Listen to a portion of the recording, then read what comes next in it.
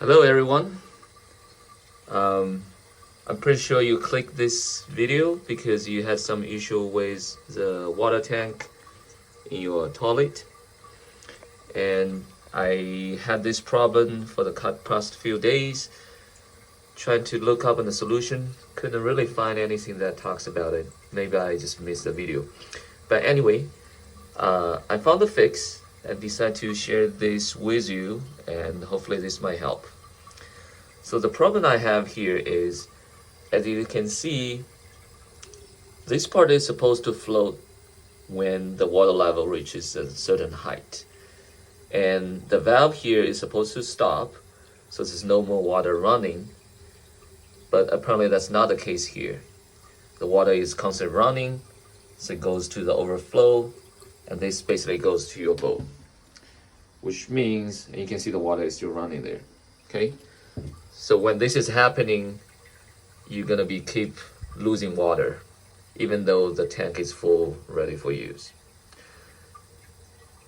So as you can see, this is not doing anything. Water goes up, it's supposed to stop the water flow, but again, it's not doing that. And what should be the fix? Here's what I'm gonna tell you. And it's a really quick fix you can do. All right, hold the camera for me. Now, the first thing you wanna do is actually to close the water into your tank, okay? That way you can actually work with your valve system here and without wasting water.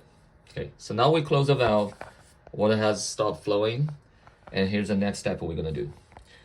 So you will reach in here, hold on the stem, and take the cap, grab the cap, and twist it counterclockwise, okay? You feel it comes to a stop. Now this has come off, okay? And we will also actually take off this from this piece, this moving piece from the rod as well. And you just need to find the right angle, and it's easy to just pop off, okay? All right.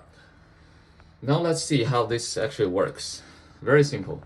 So water comes out of here, and as this floats, it should supposed to push this gasket down to stop the water. But what the problem I have here is, you can see when this lever is moving, my gasket here is not doing anything. And if you look closely, that's because this gasket here is trapped into this gray piece. I don't know when that happened. I think sometimes maybe when the water flow is too much, that could happen. So the fix is really simple. What I did is basically take this piece off. Of course, if there's like a stuff in there, you want to clean it, you can also clean here. Some people recommend just flushing with water with a cup on top. So you have a little fountain here to flush out anything in there. But after that, what you want to do is to take this gasket piece. You can see the pin here. What this part is supposed to do is actually supposed to be connected to the pin, but at the same time, you see how it's working with the lever. Okay, so it's not stuck in that gray piece anymore. And this will basically allow that when the flow comes back up, the rubber gasket is gonna drop down and will stop the water flow.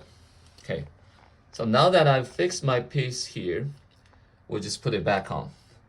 Again, very simple, just reverse the process.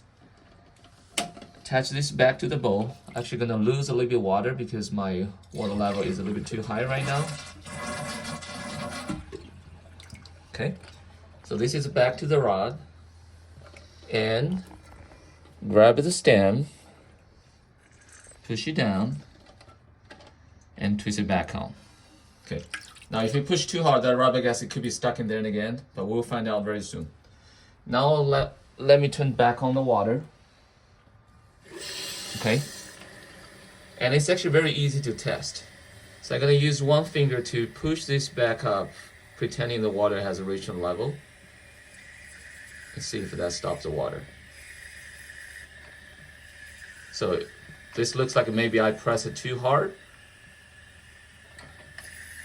right? Water is not stopping, so I should redo that process. Let me close the water and trying to adjust that.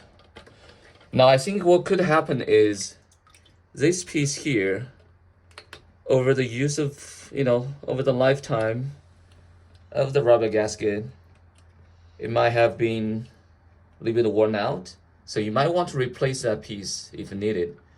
I don't have a new part right now, so I'm just relying on what I have. Okay? But if this doesn't fix the problem, then what you really need is just to get a new part, and you should be good to go. Okay, let's try that one more time. Turn the water back on. And does it stop?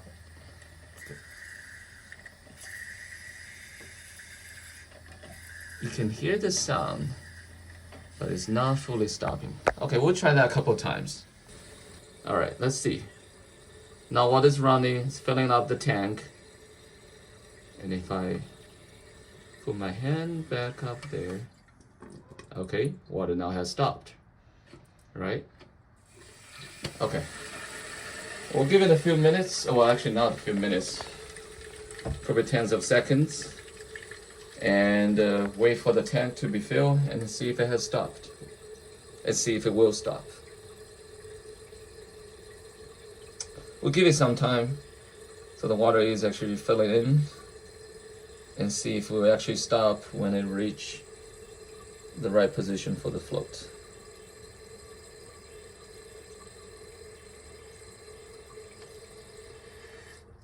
Great. So the problem is fixed. So now that when the float is at the right position, you can see it's pushing this lever up, pushing that rubber gasket down, so it closes the water. And let's lose a little bit of water and see that one more time. See if this can trigger it. Maybe it's not. Okay. Alright, now it's filling again. One thing that I forgot to mention when I was recording this video, because I thought it might be very obvious to most of the people, but in case you didn't know, the vertical rod that's connecting the float to the lever, by rotating that, you can adjust the position of the float when it stops, and that changes the amount of water in your tank. So just keep in mind that all these rubber parts, O-rings and whatnot, usually if you have a leakage issue, it's likely because of that. They have a lifetime about 5 to 10 years. Some of them might be a little bit longer, some of them might be a little bit shorter. And usually that's the first part you want to check and see if it's something. All right, now it's back to working. Well, good. All right, hopefully this video helps, and if any questions, feel free to leave a comment. I'm not a professional plumber, and you probably like me too, so if this helps you, I'm glad it helped. All right, have a nice day.